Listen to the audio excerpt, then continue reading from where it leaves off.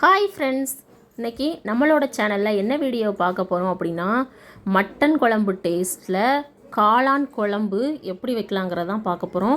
Taste ரொம்ப ரொம்ப சூப்பராக இருக்கும் ஃப்ரெண்ட்ஸ். மட்டன் குழம்பு எந்த டேஸ்ட்டில் இருக்கோ அதே டேஸ்ட்டில் இருக்கும். வாங்க அந்த குழம்பு எப்படி வைக்கலாங்கிறத நம்ம வீடியோக்குள்ளே போய் பார்க்கலாம். வாங்க வீடியோக்குள்ளே போவோம்.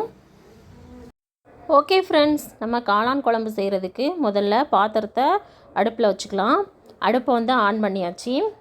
இப்போ தேவையான அளவு எண்ணெய் சேர்த்துக்கோங்க. எந்த எண்ணெய்னாலும் சேர்த்துக்கோங்க. நான் இன்றைக்கி கோல்டு வின்னர் சேர்த்துருக்கேன்.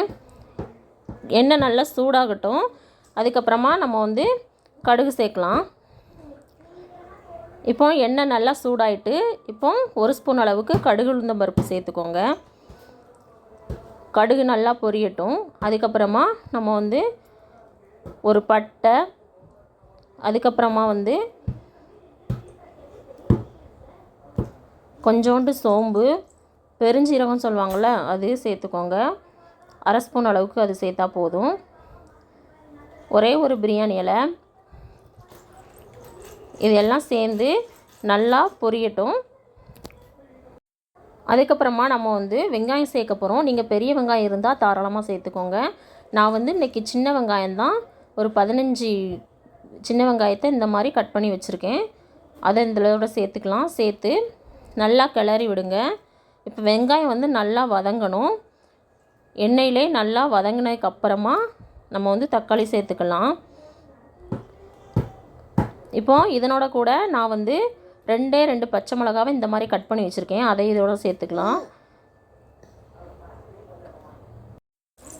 இந்த வெங்காயமும் பச்சை மிளகாயும் நல்லா சேர்ந்து வதங்கட்டும். அதுக்கப்புறமா நம்ம தக்காளி சேர்த்துக்கலாம்.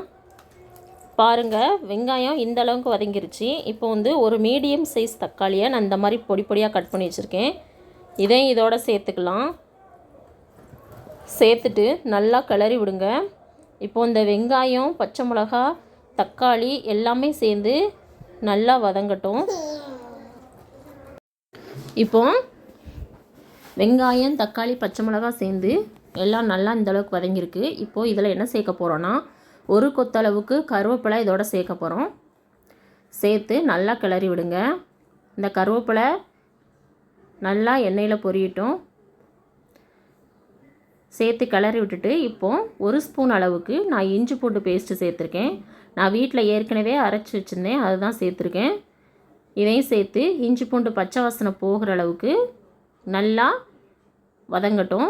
நல்லா கிளறி விடுங்க. இப்போ இந்த இஞ்சி பூண்டு பச்சை வாசனை போனதுக்கப்புறமா நான் 400 கிராம் அளவுக்கு காளான் எடுத்து வச்சுருக்கேன். உங்களுக்கு எந்த அளவுக்கு தேவையோ அதை எடுத்துக்கோங்க. இந்த மாதிரி நான் கட் பண்ணி வச்சுருக்கேன். இதை இதோட சேர்த்துக்கலாம். இப்போது இதோட காளான் நம்ம சேர்த்தாச்சு. இப்போது நல்லா மிக்ஸ் பண்ணி விடுங்க. இந்த எண்ணெயிலே காளான் நல்லா வதங்கட்டும். இந்த அளவுக்கு நல்லா கிளறி விடுங்க.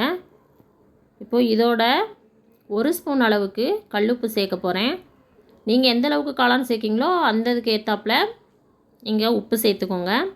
நான் இப்போ காளானுக்கு இப்போதைக்கு தேவையான 1 ஸ்பூன் அளவுக்கு உப்பு சேர்த்துக்கிறேன். கல்லுப்பு சேர்த்து நல்லா கிளறி விடுங்க. கிளறி விட்டு நம்ம தண்ணி சேர்க்கணுன்னு அவசியம் இல்லை, இதுலேருந்தே தண்ணி வெளியில் வரும். பாருங்கள், இந்த அளவுக்கு தண்ணி விட்டுருக்கு காளான். இப்போ கொஞ்சம் நேரம் மூடி வச்சிடலாம். நல்லா கிளறி விட்டு அதுக்கப்புறம் மூடி வச்சுட்டு பார்ப்போம். பாருங்கள், இந்தளவுக்கு தண்ணி நல்லா காளான்லேருந்து வெளில வந்திருக்கு. இப்போது இதில் நம்ம மசாலா பொருட்களை சேர்த்துடலாம். 1/4 டீஸ்பூன் அளவுக்கு மஞ்சள் தூள், அதுக்கப்புறம் 3 டீஸ்பூன் அளவுக்கு மட்டன் மசாலா சேர்த்துருக்கேன். நீங்கள் சிக்கன் மசாலா சேர்க்கணுன்னா கூட நீங்கள் சேர்த்துக்கலாம். நான் மட்டன் மசாலா சேர்த்துருக்கேன். அதுக்கப்புறமா வீட்டில் அரைச்ச தனி மிளகாய் தூள் 1/2 ஸ்பூன் அளவுக்கு சேர்த்துருக்கேன். நீங்கள் காரம் கம்மியாக வேணுன்னா நீங்கள் கம்மியாக சேர்த்துக்கோங்க. நான் 1/2 ஸ்பூன் அளவுக்கு சேர்த்து இதோட நல்லா மிக்ஸ் ஆகிற அளவுக்கு கிளறி விடுங்க.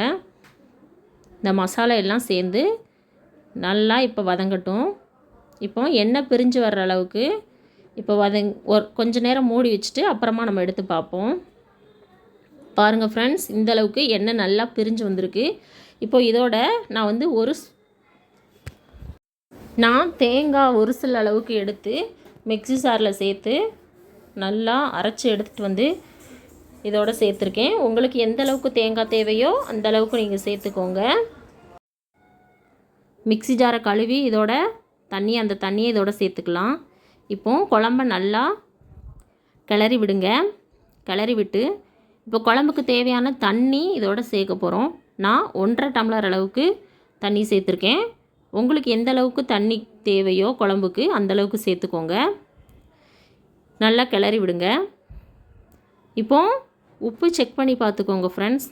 எந்த அளவுக்கு உப்பு தேவையோ இப்போது அந்த அளவுக்கு நம்ம சேர்த்துக்கலாம். நம்ம ஏற்கனவே காளானுக்கு உப்பு சேர்த்துருந்தோம். ஆனால் இப்போ குழம்புக்கு தண்ணி சேர்த்ததுனால குழம்புக்கு நம்ம உப்பு சேர்க்கணும். நான் 1 ஸ்பூன் அளவுக்கு மறுபடியும் நான் உப்பு சேர்த்துருக்கேன். உங்களுக்கு எந்த அளவுக்கு தேவையோ செக் பண்ணி பார்த்துட்டு நீங்கள் சேர்த்துக்கோங்க. பாருங்கள் ஃப்ரெண்ட்ஸ், இந்த அளவுக்கு குழம்பு நம்மளுக்கு கொதிச்சு வந்திருக்கு. இப்போ ஒரு வாட்டி கிளறி விடுங்க. நல்லா கொஞ்ச நேரத்துக்கு அப்புறமா நல்லா கிளறி விட்டு மூடி வச்சுக்கலாம். அதுக்கப்புறம் நம்மளுக்கு குழம்பு சூப்பராக ரெடி ஆயிரும்.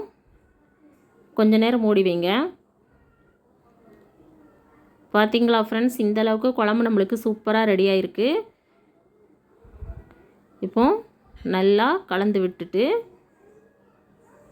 மூடி வைங்க. லாஸ்ட்டாக நம்ம வந்து என்ன சேர்க்க போகிறோம் அப்படின்னா கொத்தமல்லி தழை தூவி நம்ம கிளறி விட்டுக்கலாம். இப்போ ஒரு வாட்டி கலந்து விட்டுக்கோங்க. இந்த அளவுக்கு கலந்து விட்டாச்சு. அவ்வளோதான் ஃப்ரெண்ட்ஸ், நம்மளுக்கு சூப்பராக காளான் குழம்பு மட்டன் குழம்பு டேஸ்ட்டில் ரெடி ஆயிடுச்சு. பார்த்தீங்களா ஃப்ரெண்ட்ஸ், எந்த அளவுக்கு குழம்பு சூப்பராக இருக்குது. டேஸ்ட்டும் சூப்பராக இருக்கும். இந்த குழம்ப நீங்கள் வீட்டில் ட்ரை பண்ணி பார்த்துட்டு எனக்கு எப்படி இருக்குன்னு கமெண்ட்டில் சொல்லுங்கள். இந்த வீடியோ உங்களுக்கு பிடிச்சிருந்தா ஒரு லைக் பண்ணுங்கள், ஷேர் பண்ணுங்கள், கமெண்ட் பண்ணுங்கள். மறக்காமல் நம்ம சேனலை சப்ஸ்கிரைப் பண்ணிக்கோங்க. ஓகே ஃப்ரெண்ட்ஸ், பாய்.